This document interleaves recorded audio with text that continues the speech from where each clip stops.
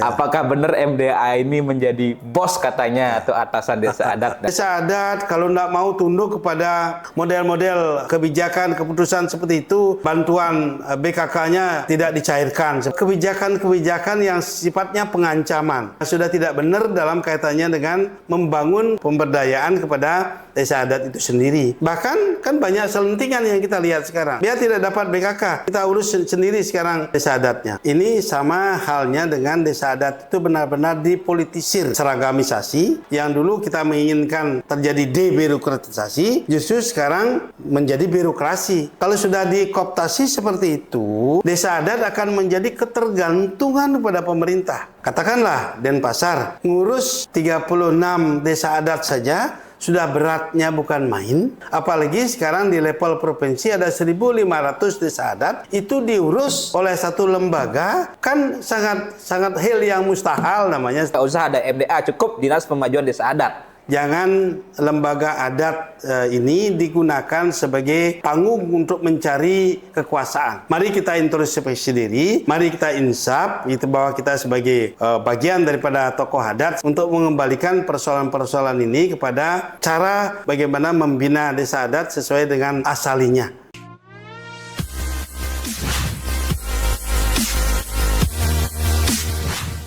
Om Swastiastu. Om Swastiastu. Ya, kita kembali di YouTube Bali 1 ngobrol-ngobrol bersama salah satu pakar hukum adat di Bali, Profesor Dr. Nyoman Budiane SH.MSI. Om Swastiastu. Om Swastiastu. Om Swastiastu. Prof, benar nggak biar nggak salah ya? Ya, benar. Ya, beliau salah satu guru besar di salah satu perguruan tinggi swasta ternama di Bali. Boleh disebut namanya, Prof?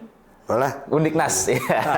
Ya, saya juga alumni di sana. Yang sudah tidak asing. Tidak asing lagi. Beliau juga dosen saya di hukum ya, Prof. S2 ilmu hukum. Ya.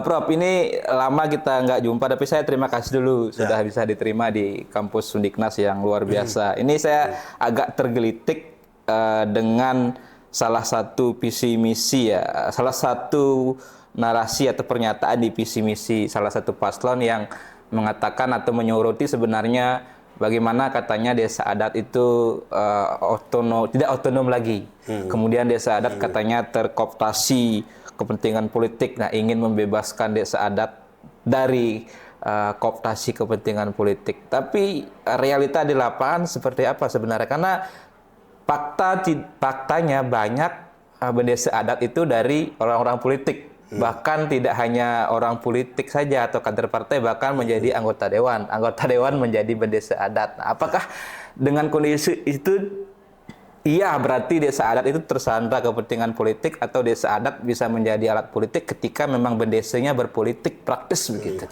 Silakan dulu, Prof. Sebelum nanti kita bahas soal MDA ya juga.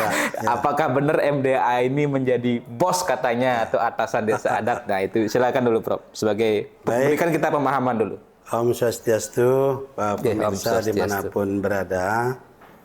Satu persoalan penting yang menarik untuk diangkat di dalam perbincangan kita kali ini memang betul terkait dengan ide gagasan dari paslon yang menyampaikan bahwa otonomi desa adat di Bali tidak lagi memiliki hak otonom seperti itu.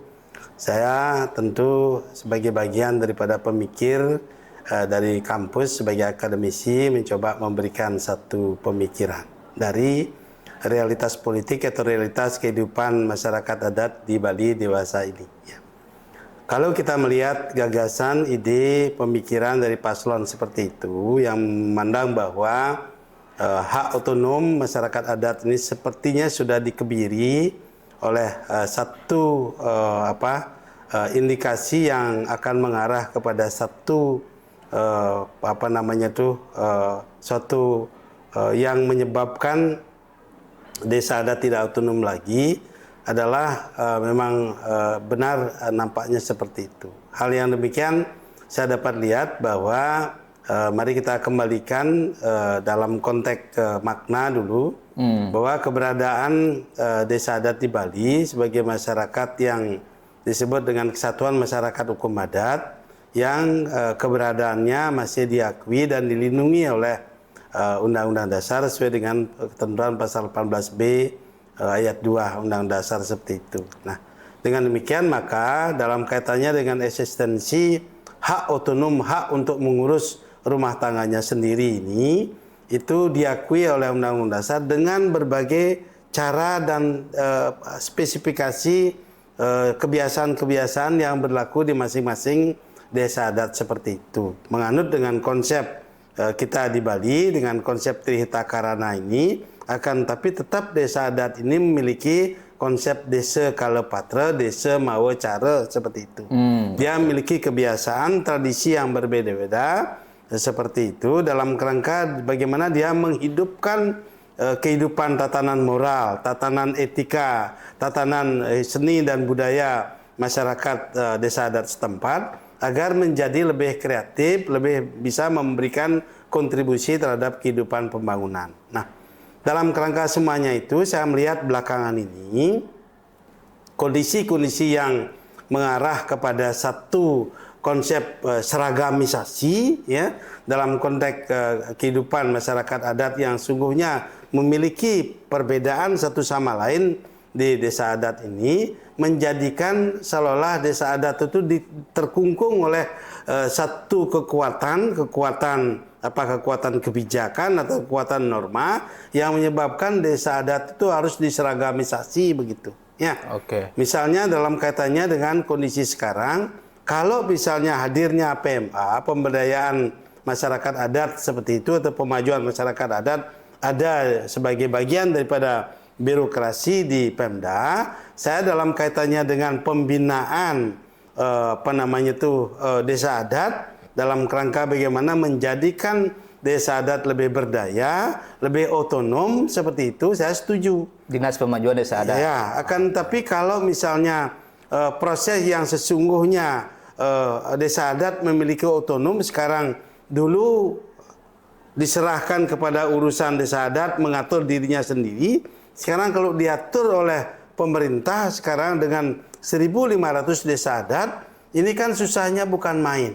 Ya, satu desa adat yang diurus oleh desa adat seperti itu diberikan hak otonom untuk mengurus dirinya sendiri, hanya dalam konteks katakanlah registrasinya, perarem lah, aweg-aweg lah, silakanlah didaftarkan. Akan tapi kalau misalnya sampai itu dibina, diseragamisasi sesuai dengan konsep katakanlah Bali dalam satu langit Bali seperti itu, ini menjadikan desa adat itu tidak otonom lagi. Sehingga demikian prosedurnya akan panjang di dalam menyusun suatu perarem, menyusun suatu aweg-aweg yang sesungguhnya menjadi tidak otonom lagi sesuai dengan desa adatnya. Yang selama ini terjadi ketika penyusunan pararem aweg sudah selesai, saya nggak tahu ya mekanisme detailnya itu hanya didaftarkan misalnya ke MDA atau mendapat persetujuan, apa MDA mengecek lagi harus sesuai, misalnya harus ada pakemnya yang disepakati atau dari MDA apa bagaimana? Ya,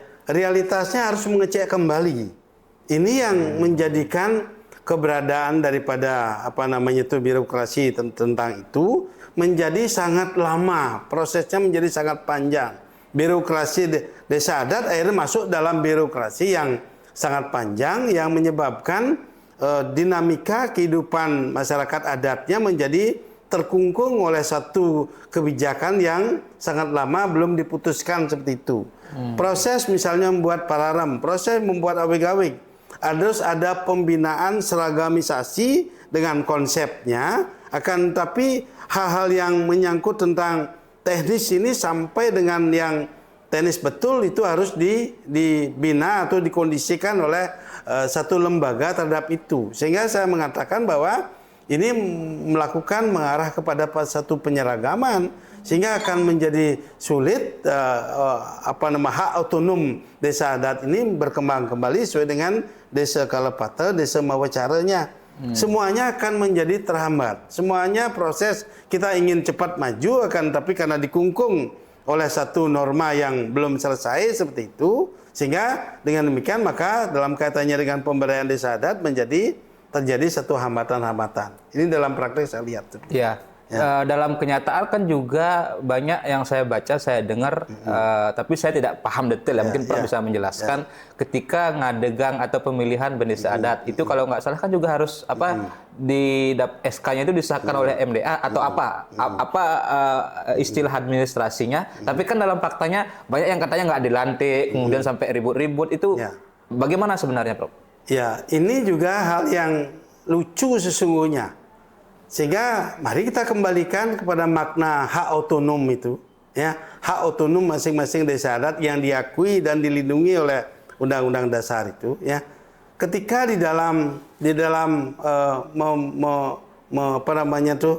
menyiapkan struktur desa adat, katakanlah dari perjurunya. Kita tahu bersama bahwa desa di Bali ini kan ada 3 jenisnya, ya. Desa Baliage, ya. Itu desa Bali Mulanya, desa Apenaga, dan desa baru seperti itu. Bisa dijelaskan dulu 3 jenis itu apa perbedaannya? Ya, desa Baliage ini kan menggunakan sistem ulu apad ya. Sistem menggunakan ulu apad, istilahnya saja sudah berbeda-beda di sana. Ya, sehingga secara bertingkat dia kalau sudah memang dia disundul oleh anaknya yang sudah kawin, ya terus ke atas dia akhirnya berhenti menjadi perjuru seperti itu anaknya. Tentu dari prosedur-prosedur Keramang Arab seperti itu, sebagaimana kita lihat misalnya di Tenganan Pegeringsingan seperti itu. Ya, nah sehingga demikian maka dengan sistem dulu ulu apadnya di sana menggunakan istilah dulu seperti itu cukup pengesahannya itu adalah dari dari masyarakat adat. Kan masyarakat adat yang akan menggunakan prajuru desa adat ini yang dipercaya untuk memanage penyelenggaraan pemerintahan adat seperti itu. Nah, sekarang ketika pemerintahan nasional masuk ke dalam proses pengesahan prajuru desa adat ini sudah menjadi berubah. Tidak lagi hak otonom desa adat untuk mengurus dirinya sendiri. Sehingga demikian maka ketika ada campur tangan dari birokrasi, maka nuansa-nuansa politik pun akan bisa masuk seperti itu. Ini yang menjadi kondisi desa adat akan menjadi tidak murni lagi dalam melaksanakan hak otonominya. Karena itulah maka harapan saya, ya tolong dikembalikan. Hak mengurus rumah tangganya sendiri desa adat ini diserahkan kembali seperti itu. Hanya registrasinya, hanya pendaftarannya kalau memang mau tertib administrasi seperti itu, ya silakan peran pemerintah dalam konteks mencatatkan, bukan dalam kaitannya dengan hak yang menyangkut kepada substansi masing-masing desa adat yang sesungguhnya desa adat memiliki hak usul berdasarkan sejarah, berdasarkan historis, berdasarkan atas kekayaan alam yang berbeda-beda dan tradisi yang berbeda-beda. Ini yang menjadikan mereka ini variasi desa adat itu menjadi kaya di Bali seperti itu. Ini yang harus dilakukan menurut saya seperti itu. Ya. Kalau kembali tadi ke soal ini kan sebenarnya banyak yang beranggapan ini akar masalahnya ada di MDA atau Majelis Desa Adat yang seolah-olah bahasanya berperan sebagai atasan atau bosnya desa adat dengan segala ada birokrasi tadi.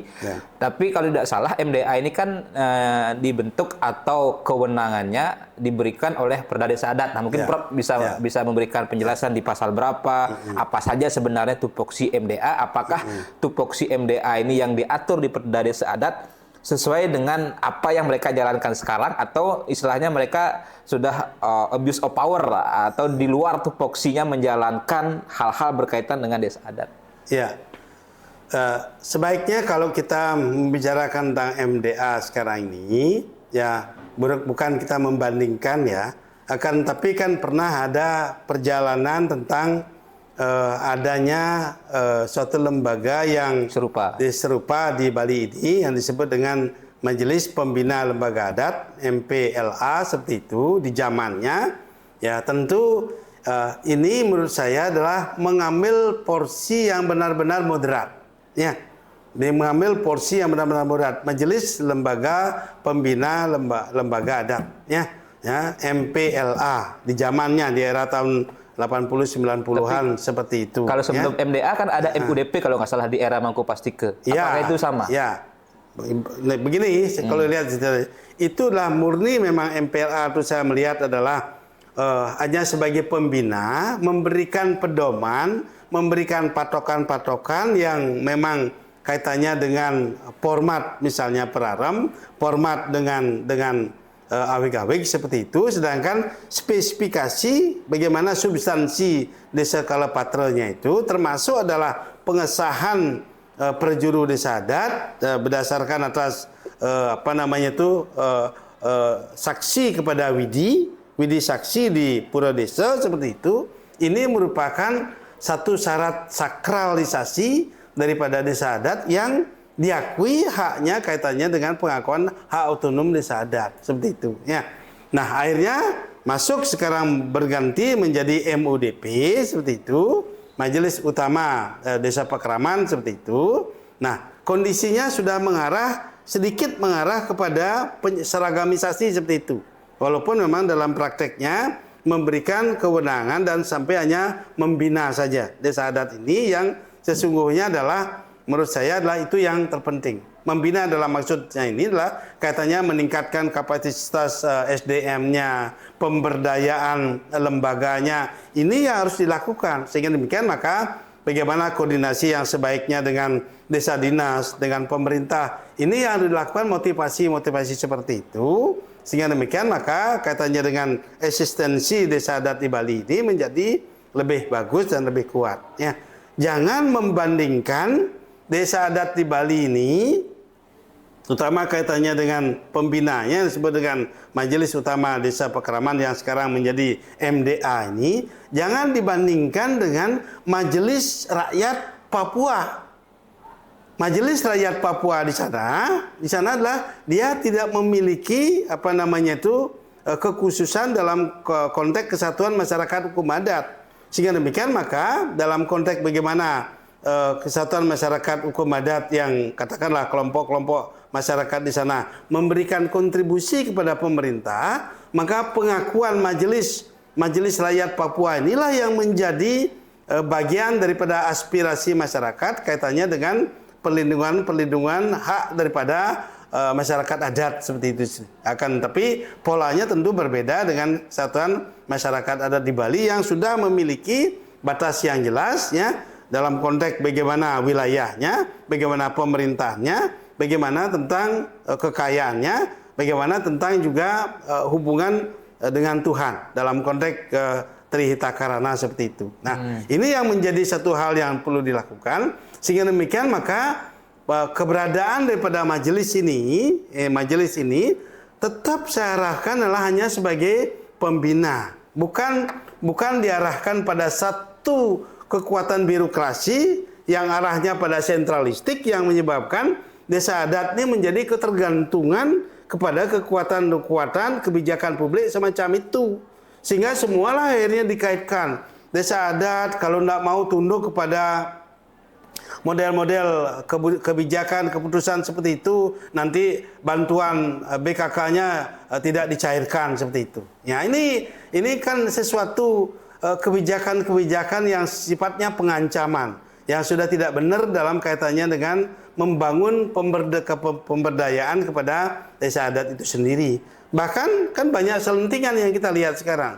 Biar tidak dapat BKK, kita urus sendiri sekarang desa adatnya. Banyak seperti itu Bapak Ibu sekalian. Ya, demikian juga kembali pada persoalan pengesahan tadi, itu sudah tidak sepatutnya lagi pemerintah hadir di dalam mengesahkan pelantikan daripada perjuru atau desa adat. Karena atasan namanya birokrasi ini bukan atasan. Pejabat nasional, pejabat negara ini bukan atasan desa adat. Jadi wali kota, jadi bupati, gubernur bukan atasan desa adat. Itu loh. Nah, sehingga demikian kalau menjadikan pola model seperti itu, kan kita berarti mengurangi hak otonom daripada desa adat ini. Bahkan dapat dikatakan sangat mengkooptasi ya kekuatan desa adat adalah seperti yang kita pahami dari yang sebelum-sebelumnya seperti itu. Ya. Ini ya. Apa dampak sosial, kultural, psikologis atau juga politik yang terjadi ketika pola-pola tadi terjadi, begitu Prof?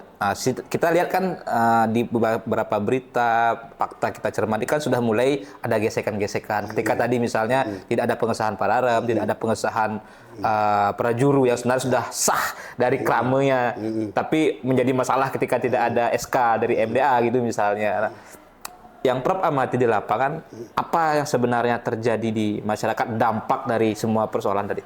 Nah ini pertanyaan yang sangat baik sekali. Sebagaimana yang saya jelaskan tadi, kondisi-kondisi yang demikian kalau terus dilakukan, ini sama halnya dengan desa adat itu benar-benar dipolitisir, ya, oleh satu kekuatan-kekuatan penafsiran politik yang tidak benar kaitannya dengan politik seragamisasi, termasuk adalah yang dulu kita menginginkan terjadi debirokratisasi, justru sekarang menjadi birokrasi yang menyebabkan kedudukan desa adat ini akan sama dengan lembaga-lembaga dinas seperti itu.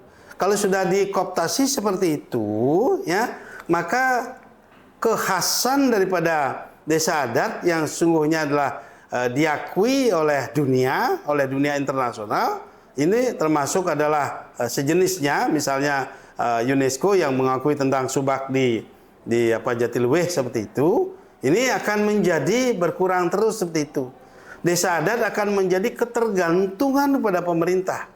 Sehingga ketika menjadi ketergantungan pada pemerintah, maka desa adat tidak bisa berkreativitas, ya, di dalam mengembangkan diri atau menjalankan peran-peran yang secara spesifik harus dimiliki oleh desa adat, yang harus dilindungi seperti itu. Baik kaitannya dengan sekali saya katakan tatanan moralnya, tatanan kehidupan sosialnya, maupun yang berkait dengan tradisi dan hubungan desa adat dan keramanya itu dengan hubungan dengan Tuhan seperti itu. Nah, kalau sudah dikondisikan seperti itu, maka desa adat tidak akan memiliki hak otonom lagi. Sama dengan akhirnya lembaga-lembaga kedinasan yang menjadi satu sentralistik dalam konteks perintah atau katakanlah instruksi norma dari pemerintah pusat maupun pemerintah daerah seperti itu. Ini kondisinya menjadi sangat tidak baik sekali dalam kaitannya dengan kita menghargai hasanah budaya, hasanah tradisi, adat istiadat yang adiluhung di Bali ini yang menjadikan kondisi seperti itu menjadi tidak baik seperti itu. Ini yang saya sampaikan. Ya, dalam perspektif tadi kondisi sosial psikologis masyarakat, kan seringkali kita lihat, kita dengar, kita baca juga beritanya Krama adat ikut demo ke MDA ketika ada persoalan misalnya aweg-aweg atau pararamnya nggak disahkan atau prajurunya yang harusnya sudah dilantik belum sampai pelantikan, kan banyak kita dengar seperti itu, demo dan sebagainya. Itu kalau itu terus terjadi, kondisi psikologis masyarakat di desa adat seperti apa? Apakah juga akan muncul semacam distrust atau ketidakpercayaan terhadap lembaga MDA ini? Sehingga muncul belakangan juga ada tokoh-tokoh yang menyuarakan bubarkan saja MDA, buat apa gitu? Karena lembaga ini dianggap troublemaker gitu. Bagaimana pandangan Prof? Ya, memang kita harus pernah bergerak dari pemahaman fakta-fakta yang terjadi di lapangan, ya. Ketika kondisi-kondisi seperti itu terkonsentrasi sebagai saya katakan, ya, katakanlah Denpasar ngurus 36 desa adat saja sudah beratnya bukan main, ya. Apalagi sekarang di level provinsi ada 1.500 desa adat itu diurus, ya, oleh satu lembaga, kan sangat hal yang mustahil namanya seperti itu, ya, yang menyebabkan kondisi desa adat itu menjadi sangat ketergantungan kepada satu lembaga yang sesungguhnya adalah tidak harus mesti demikian. Ya, karena itulah maka ketika ada satu gerakan-gerakan yang ketidakpuasan masyarakat atas katakanlah pelantikan desa adat seperti itu, aweg-aweg yang belum selesai yang dalam waktu yang sangat lama seperti itu. Ini membuat membuat ketidakpercayaan masyarakat terhadap lembaga ini. Yang sesungguhnya adalah kita di Bali ini hanya menginginkan peran lembaga seperti itu sebagai pembina. Sekali lagi, sebagai pembina, memberikan pemberdayaan, memberikan satu pencerahan kepada masyarakat adat dalam rangka peningkatan kualitas SDM seperti itu, ya.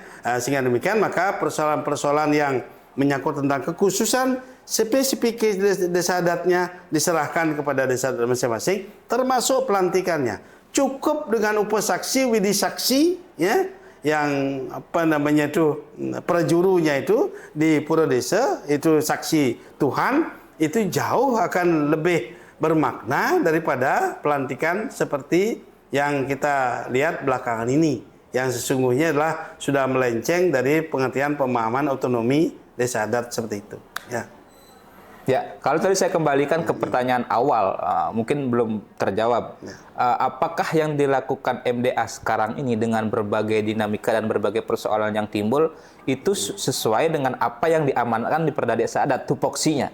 Apa malah melebihi atau tadi ada abuse of power? Kalau dari bacaan Prof, apa sebenarnya yang diatur di Perda itu dari tupoksi MDA gitu? Sesungguhnya dalam Perda, pasalnya saya tentu tidak hafal semua seperti itu. Dalam Perda 4 tahun 2019 itu sungguhnya memang keberadaan MDA hanya difungsikan sebagai pembina di sana, ya, sebagai pembina lembaga adat itu dalam katanya dengan pembina adat di masing-masing desa adat seperti itu, termasuk adalah bagaimana menyelesaikan persoalan-persoalan, bagaimana membantu katanya dengan pemekaran desa adat seperti itu, ya. Ini boleh silakan dalam kaitannya dengan upaya pembinaan dalam kerangka memberikan pemberdayaan kepada desa adat.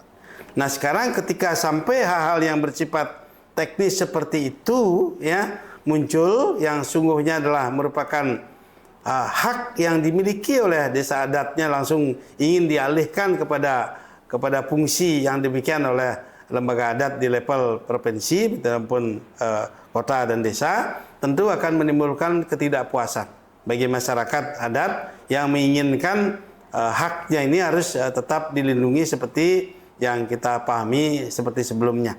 Bapak Ibu sudah tahu bersama bahwa dalam kaitannya dengan bagaimana desa adat melaksanakan fungsinya ini kan menjalankan catur dresta sudah, ya. Dari kuno dresta, adat nan teradatkan zaman dulu, dari sastra dresta, dari loka dresta, dan desa dresta seperti itu.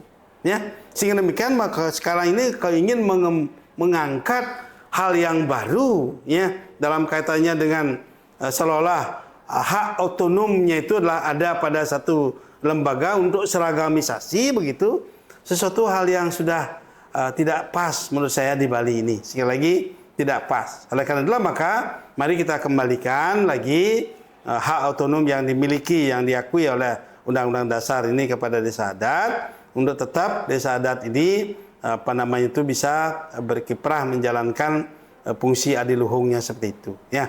Persoalan BKK yang diberikan oleh pemerintah kepada desa adat itu jangan dikait-kaitkan lagi terkait dengan birokrasi yang harus cocok dengan birokrasi pemerintahan. Ini saya tidak pas seperti itu pemikirannya. Mestinya, ya, pemerintah mengerti kaitannya dengan BKK ini karena desa adat telah memberikan kontribusi, ya, terhadap Bali, terhadap penyelenggaraan pemerintahan Bali, termasuk pembangunan Bali seperti itu, menjaga budaya Bali, menjaga tradisi, mengembangkan sumber daya manusia, menjaga potensi-potensi yang dimiliki seperti itu, termasuk adalah bagaimana dia melaksanakan tradisi upacara dan sebagainya ini kan merupakan ikon, simbol yang bisa digunakan sebagai penarik pariwisata. Sehingga pariwisata datang ke Bali bukan karena keindahan alamnya saja, akan tapi karena keunikan daripada budaya, keunikan tradisi ini.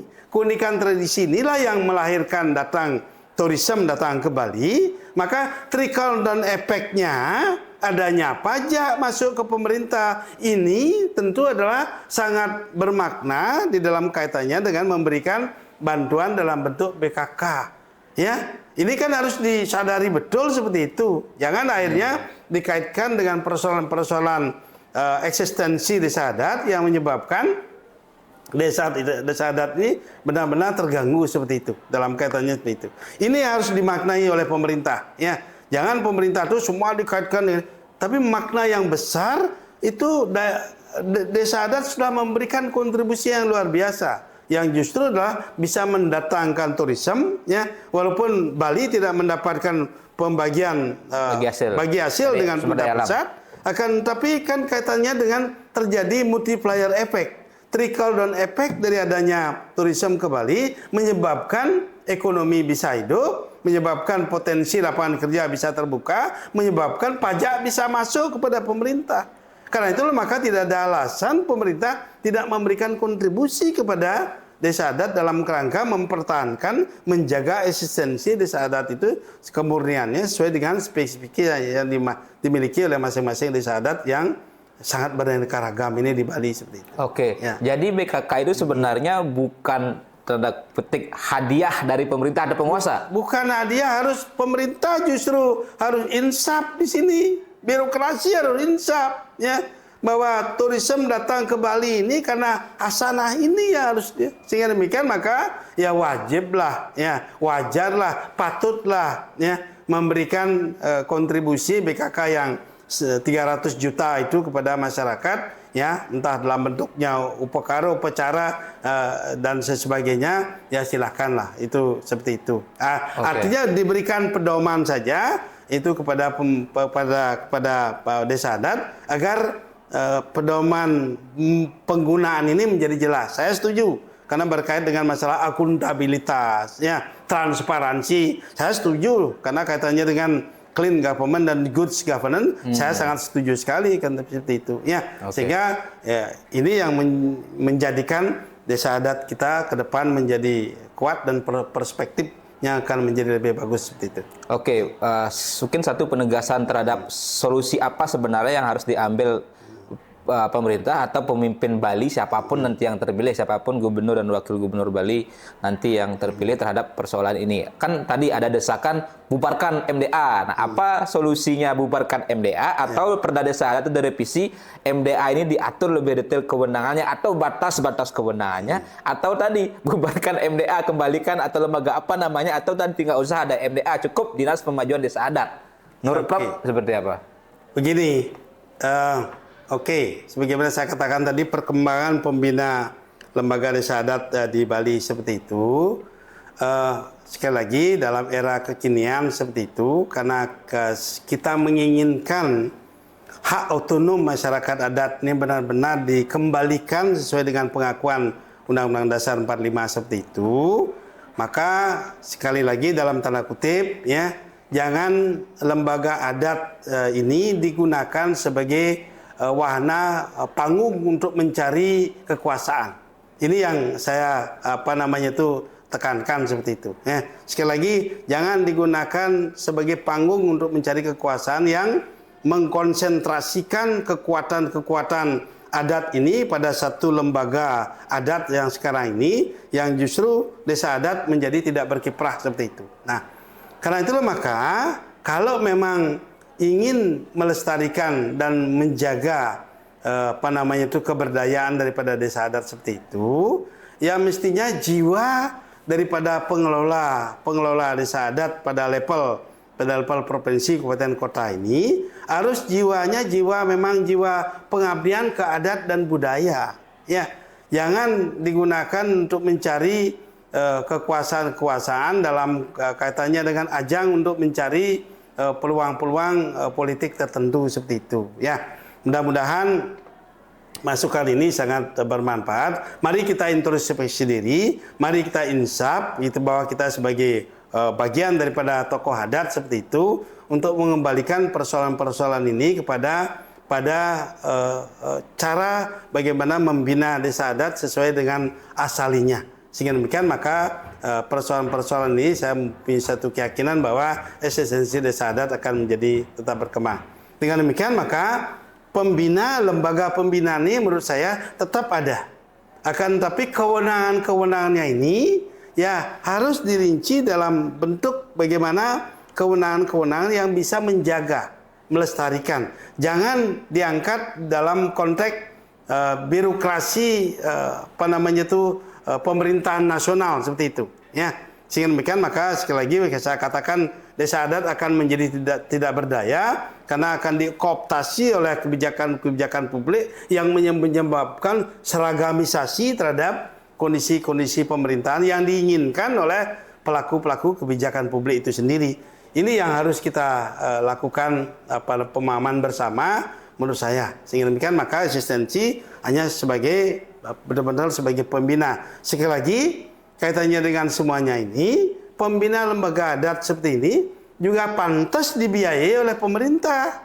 Ya, pantas sebagai konsekuensi daripada yang saya katakan tadi, multiplier effect, trickle down effect-nya pada pemerintah. Wajar kepada pembina lembaga adatnya diberikan bantuan untuk bagaimana dia membina ya persoalan-persoalan yang sungguhnya perlu dibina pada masyarakat adat itu untuk bisa menjadi bangkit, eksis seperti itu dalam kerangka menjaga harmonisasi dalam kehidupan beradat dan beragama, berseni kebudayaan di Bali ini.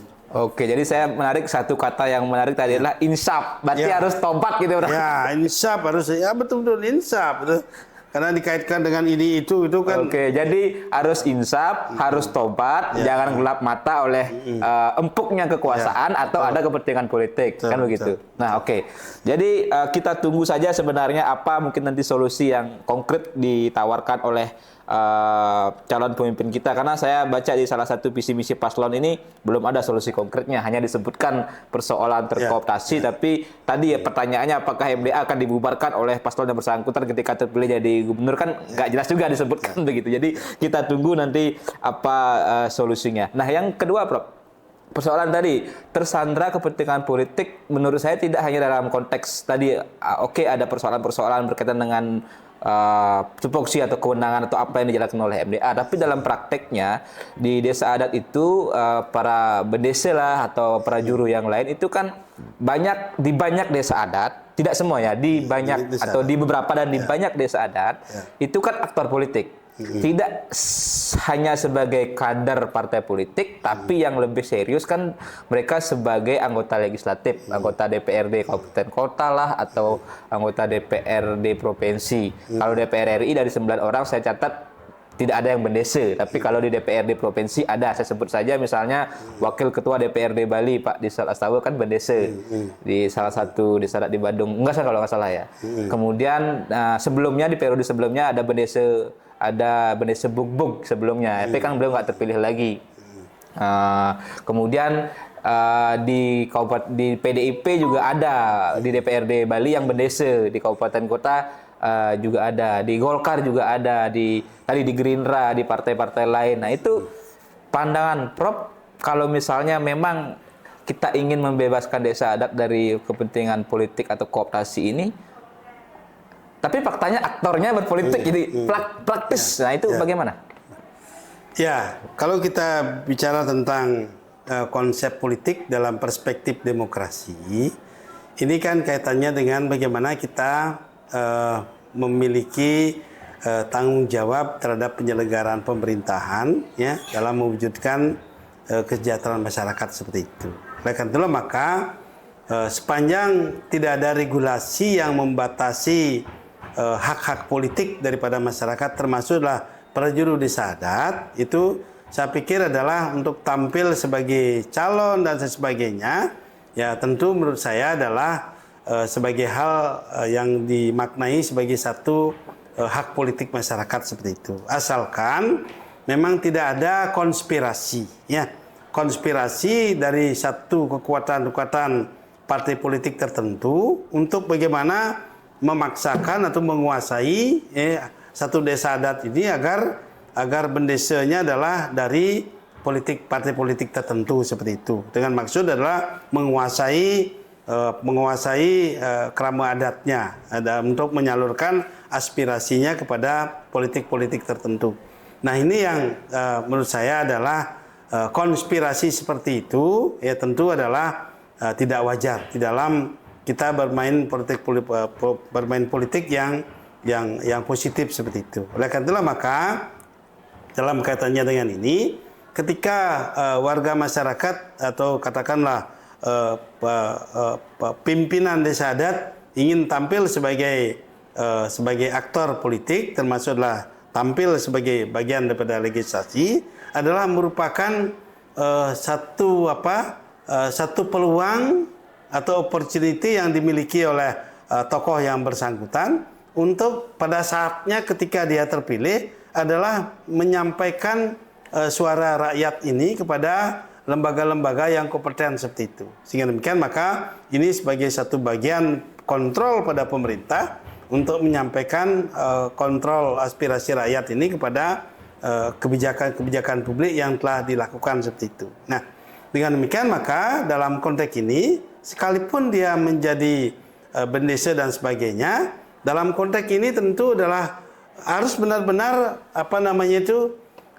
terbuka dan jujur seperti itu, ya, terbuka dan jujur sebagai politik, artinya tidak melakukan satu kooptasi bahwa kalau saya sebagai calon harus dipilih ya. Ini tetap kita berikan kesempatan kemerdekaan untuk berbicara, berkumpul dan menentukan pendapatnya seperti itu, ya. Nah, kalau itu nanti sebaliknya dilakukan lagi kaitannya dengan harus dipilih dan sebagainya, itu kan sama halnya dengan cara-cara kebulatan tekad yang dilakukan di zaman Orde Baru yang dikritik oleh reformasi. Justru di dalam reformasi sekarang ini menggunakan cara-cara seperti itu, ini sungguhnya adalah cara yang sudah tidak pas lagi di dalam sistem kehidupan demokrasi Pancasila di Indonesia. Ini menurut saya adalah seperti itu. Ya, tapi kan dalam faktanya tadi ketika Prof menyinggung persoalan kebulatan tekad dalam setiap hajatan pilkada atau pilkada sekarang lah misalnya serentak, kan kita sering dengar, lihat juga kebulatan tekad sekian bendesa, puluhan bendesa, ratusan bendesa mendukung calon A. Nah, itu apa maknanya? Ya. Apakah tidak ada penggiringan atau pengkondisian di masyarakat adat dengan bendesa ini punya power loh. Bendesa ini punya karisma tersendiri, kekuatan tersendiri yang akan dipercayai atau diikuti apa kata-katanya oleh kerama adatnya. Belum lagi kalau nanti ada persoalan ancaman tadi, intimidasi tadi, yang sing pilih ini BKK sing cair. Nah, itu kan menjadi sebuah kompleksitas problematika tersendiri. Bagaimana kita bisa mengatakan biarkan kompetisinya sehat atau jangan intimidasi, tapi faktanya mereka punya power. Itulah yang saya katakan tadi, dalam era kita belajar kehidupan politik begitu ya, baik politik dalam arti akademik maupun politik dalam arti yang praktis seperti itu, ya mestinya adalah dalam konteks ini ketika saya katakan tadi lah tidak terjadi konspirasi yang kuat dan menjadikan tadi saya katakanlah desa adat sebagai bagian dari birokrasi, itu maka akan terjadi satu kebebasan di dalam memberikan kesempatan untuk menyampaikan aspirasi dan pendapat. Tapi ketika memang tujuannya arahnya menjadi satu keberadaan desa adat menjadi satu konsentrasi kekuasaan birokrasi, itulah yang menyebabkan akan muncul dampak-dampak kebulatan tekad seperti itu. Karena itulah maka ya harus jadi pimpinan, ya jangan karena kekuasaan yang dimiliki dengan pengancaman itu menjadikan settle seperti itu. Harus jadi pimpinan harus kreatif. Bagaimana memberikan kepercayaan, bagaimana memberikan satu trust kepada masyarakat dengan berbagai kemahiran yang dimiliki oleh pimpinan itu untuk menjadikan masyarakat itu percaya kepada pemimpin itu, baik dia akan tampil sebagai pimpinan politik saat ini maupun dalam kerangka mempertahankan pemerintahannya itu dan menjamin pemberdayaan masyarakat untuk ikut berpartisipasi di dalam pemerintahan. Ini menurut saya lah seperti itu. Sehingga demikian maka kalau kaitannya dengan pengancaman itu kuno namanya, ya itu pejabat yang tidak memiliki satu kemampuan di dalam bagaimana menciptakan kondisi memberdayakan dan membangun aspirasi masyarakat dan kepercayaan kepada masyarakat itu melalui satu kreativitas yang lebih konstruktif bila dibandingkan dengan pola-pola pengancaman seperti itu. Sekali lagi bahwa tidak ada ubahnya. Ya, kalau dulu misalnya di zamannya Orde Baru, ya kelihatan sekali mana desa yang tidak mendukung pemerintah. Saat itu jalannya tidak pernah diaspal, ya jelas sekali seperti itu, ya itu kalau itu sekarang dibangun, sekarang kalau misalnya desa adat tidak mendukung, tidak mendapatkan bantuan PKK, tidak mendapatkan BKK dan sebagainya, ya sama saja pola pemerintahannya, ya sama saja pola pemerintahan. Kapan kita menjadikan pemerintahan ini menjadi pemerintahan yang moderat, yang mampu memberikan satu keyakinan kepada masyarakat berdasarkan atas keunggulan yang dimiliki sebagai seorang leader, bukan sebagai penguasa seperti itu. Berarti kalau itu terjadi sebenarnya demokrasi kita di Bali ini mundur 30 tahun gitu ya? Oh iya, sama seperti itu jadinya kan. Oke, nah tadi berarti oke, memang secara peraturan perundang-undangan tidak ada larangan bagi bendese. Itu pun dulu ketika menjelang Pileg 2024 kan menjadi persoalan perdebatan juga. Apakah bendese yang menjadi calon legislatif harus mundur? Sampai KPU kan minta fatwa atau minta konsultasi ke Mendagri, ke pusat kan, tapi dinyatakan tidak ada hukum positif yang melarang bendese. Kalau ASN atau kalau kepala desa kan wajib mundur. Nah, tapi persoalan ini kan bendese ini kan adalah tokoh adat yang dianggap punya kualitas etik dan moral di atas rata-rata, punya kualitas spiritual. Kan biasanya pendese itu dianggap juga tokoh spiritual lah, artinya punya kualitas tadi etik, kualitas moral, kualitas spiritual yang lebih tinggi dari rata-rata masyarakat atau keramat adat. Nah, kalau solusi hukum positifnya tidak ada, bagaimana dengan solusi moralnya? Apakah misalnya harus ada kesadaran dari bendese itu pilihan dia? Kalau saya maju legislatif, saya mundur dari bendese. Atau sebaliknya, kalau saya milih jadi bendese, yaudah saya mundur aja dari partai politik atau dari legislatif. Apakah kita kembalikan itu kepada kompas moral? Ya. Nah, tentu harus kita sadari bahwa memang keinginan-keinginan yang bersifat pragmatis setiap orang kan tidak bisa kita bendung seperti itu, ya, dalam era perpolitikan seperti itu, ya. Sehingga demikian maka harus disadari bahwa kembali pada persoalan berhukum di Indonesia ini kan kita mengenal adanya 3 jenis hukum yang harus dipahami, ya. Satu adalah katanya dengan hukum nasional, kita harus tunduk pada hukum nasional, hukum positif lah, pemerintah hukum positif. Yang kedua adalah hukum adat, yang ketiga adalah hukum agama seperti itu. Ya. Nah, ketiga peraturan jenis peraturan ini memberikan kontribusi di dalam bagaimana kita menjadikan setiap langkah tatanan kehidupan masyarakat di Indonesia ini menjadi lebih maju seperti itu, dan cara berhukumnya untuk menciptakan kesadaran hukum seperti itu, ya.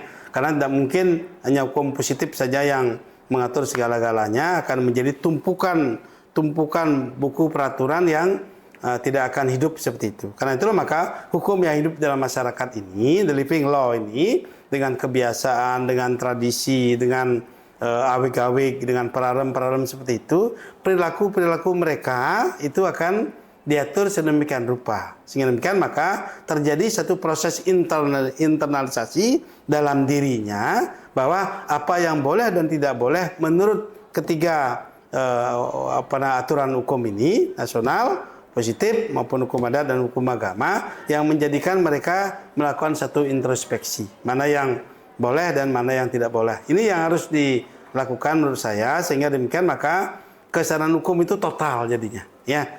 Jadi artinya tadi itu ketika hukum positif tidak melarang, tidak mengaturnya, tentu ada katakanlah nilai-nilai etis yang harus dipegang seperti itu. Ya, pantas tidaknya ya seorang katakanlah tokoh aktor yang ingin tampil seperti itu untuk menjadikan dia itu lebih netral seperti itu. Ya, sehingga demikian maka ini yang harus disadari bersama.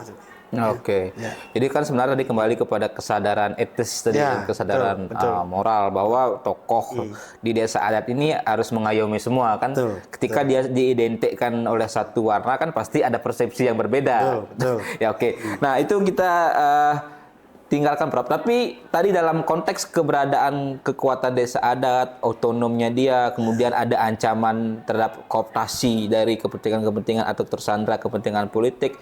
Saya melihat sepertinya dalam era perkembangan sekarang ketika desa adat dihadapkan pada konsekuensi berkembangnya daerah atau wilayah desa adat sebagai destinasi pariwisata atau banyak ada akomodasi pariwisata kan sepertinya ada kompromi di sana atau bahkan bahasa lainnya bahwa desa adat ini berada di subordinasi pebisnis atau bisa saja berada di bawah tekanan-tekanan pebisnis, pengusaha yang punya usaha karena desa adat juga mendapatkan insentif ekonomi misalnya terhadap keberadaan mereka. Nah, contoh beberapa hari lalu ketika bagaimana hal yang bersifat sakral sebenarnya harus terjadi pada momen yang bersamaan dan pada tempat yang bersamaan berdekatan dengan hal yang bersifat propan. Upacara di Pantai Brawo ya. Brawo. Yang dipuput oleh Hido Pedando itu Suliwih, itu kan hal yang bersifat sakral. Tapi di sampingnya ada pesta kembang api, ada dentuman musik di depan keramu yang sembahyang, di depan Hido Pedando yang sedang mewede, melapalkan puja mantra, ada wisatawan melalung, mencawat doen atau pakai bikini, pakai bra saja. Mereka lewat dengan begitu entengnya, tidak merasa oh ini ada upacara gitu. Itu bagaimana Prof melihat fenomena ini? Ya, terhadap kasus yang baru-barusan viral ini yang katanya adalah di Brawo seperti itu, di Canggu sana. Dalam konteks bagaimana kita menjalani upacara seperti itu, tentu adalah kita berhadapan pada persoalan-persoalan propan dan persoalan-persoalan sakral seperti itu. Nah, dalam kaitannya dengan pelaksanaan upacara di pinggir pantai, ya, yang sesungguhnya adalah merupakan milik publik di sana, milik publik seperti itu, ya.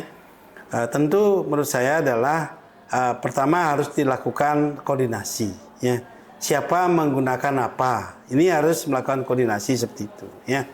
Sehingga demikian maka menurut saya lagi etisnya adalah ketika ada tempat yang dipandang sakral dalam kaitannya dengan pelaksanaan upacara yadnya di Bali ini menurut saya adalah harus diberikan dikondisikanlah dalam kondisi tertentu. yang bebas, radius tertentu dari hiruk pikuk bisnis seperti itu. Oh, artinya ya. mungkin sementara Jangan ditutup lah. aduk. Ya. Sementara ditutup misalnya Ya. sekian meter dari Betul. radius upacara itu ditutup sementara dijaga pecalang atau misalnya yang punya usaha ikut security-nya menjaga, jangan sampai ada hal-hal yang di luar bersifat sakral tadi wisatawan melalung masuk gitu kan. Betul.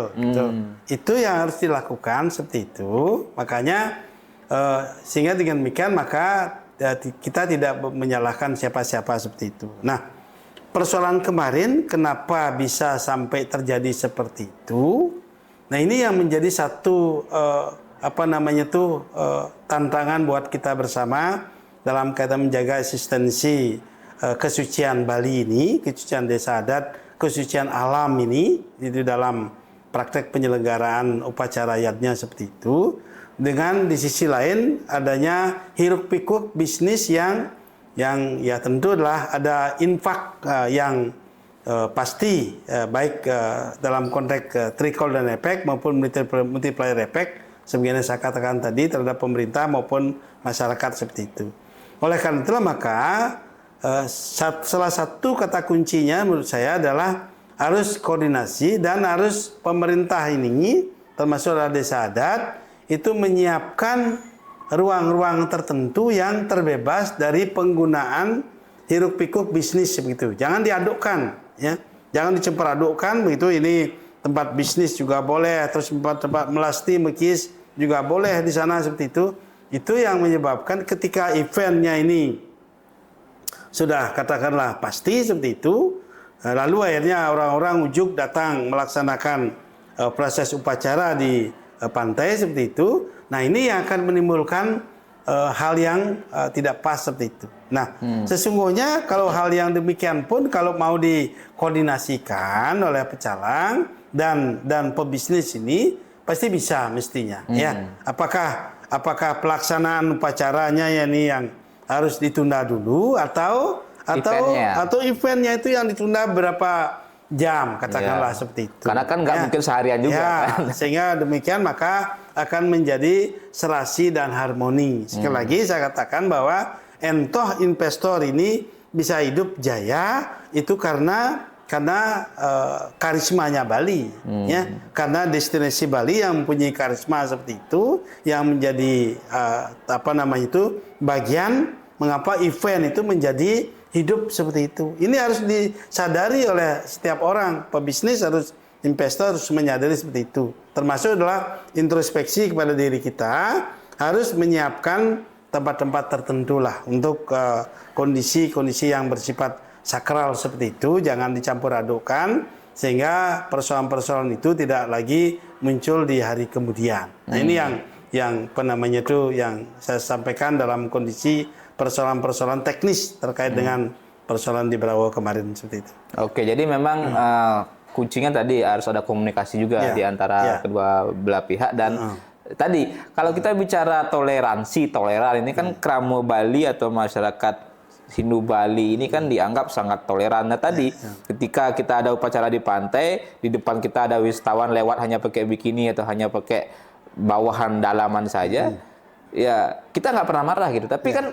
kita kalau sebalikkan juga, wisatawan itu juga kan harusnya memberikan penghormatan kepada apa yang kita lakukan. Nah dalam konteks itu, Prof juga memandang bagaimana juga nanti kita memberikan pemahaman ini kepada wisatawan, atau bisa nggak juga itu diberikan, karena kan dulu kalau nggak salah Pemprov sudah pernah juga ada semacam himbauan atau apalah aturan do and don'ts, apa yang boleh dan apa tidak boleh dilakukan oleh wisatawan gitu. Termasuk tadi mengatur konteks di pantai juga kalau nggak salah sudah ada juga bahwa pakaian wisatawan juga harus sopan. Tapi kan tadi ketika ada upacara, mungkin mereka nggak tahu ada upacara karena mereka anggapnya pantai boleh berbikini, boleh hanya pakai bawahan saja. Tapi itu kan fakta terjadi gitu. Bagaimana, Pak? Ya.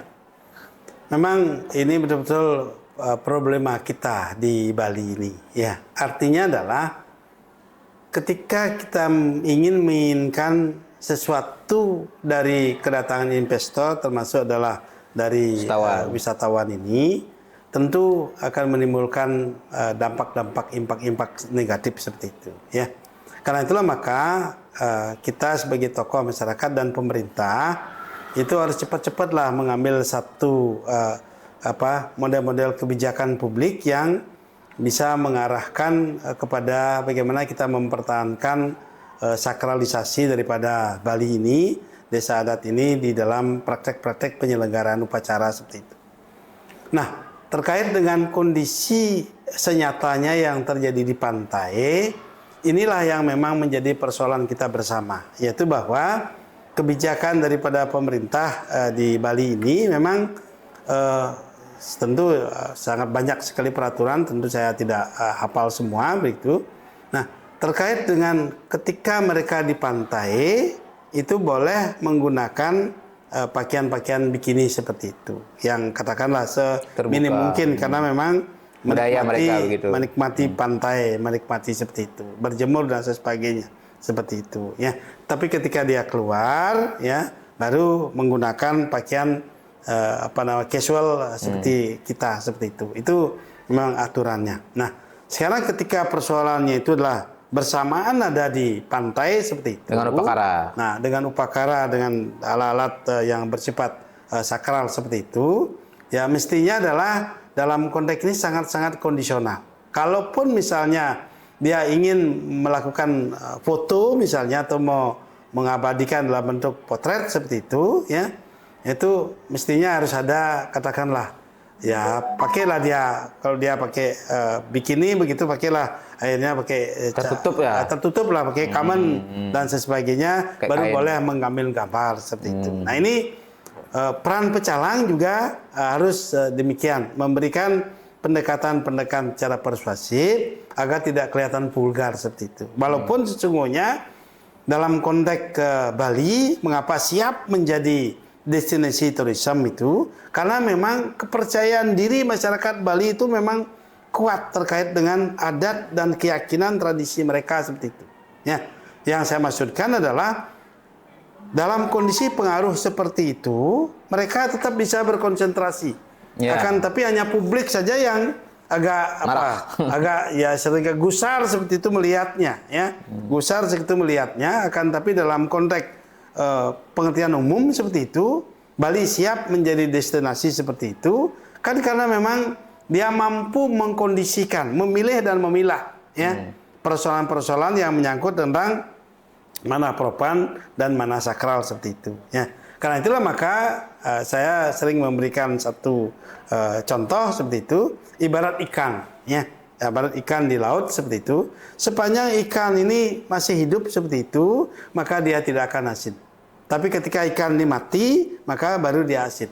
Demikianlah adat dan budaya kita di Bali ini, sepanjang dia hidup, ya, dan mampu kita pertahankan sesuai dengan nilai-nilai agama Hindu seperti itu, maka saya mempunyai satu keyakinan adat tradisi akan berjalan dengan baik seperti itu. Cuman persoalan-persoalan sosial ya tentu adalah tugas kita sebagai pengaman lah, sebagai pecalang, sebagai bakamda untuk mengendalikan kondisi seperti itu agar tidak sampai terjadi katakan persoalan-persoalan yang menghebohkan kemarin seperti itu. Ya, jadi memang ini menjadi introspeksi untuk kita semua. Kembali juga bagaimana kita memperkuat dari desa adat itu, kemudian ya para pengusaha juga harus punya pemahaman yang sama, punya toleransi yang sama dengan kita kan gitu. Betul, ya. Oke, Prof, sudah banyak yang kita bahas, persoalan desa adat, soal politik, MDA, ya tadi juga persoalan di Berawe. Jadi semoga ini bisa memberikan bagian pendidikan politik atau minimal menggugah kesadaran kita lah bagaimana kita sebagai kerama Bali bersikap kan begitu, Prof. Tidak bisa juga kita terlalu reaktif sekali, tapi juga tidak bisa juga kita terlalu sangat toleran sehingga mendiamkan berbagai persoalan. Jadi kita melihat memposisikan persoalan dengan lebih jernih lah. Oke, terima kasih Prof. Budiana dari Guru Besar Undiknas, pakar hukum adat kita. Kita akan berjumpa di kesempatan berikutnya. Om Santi. Om Santi.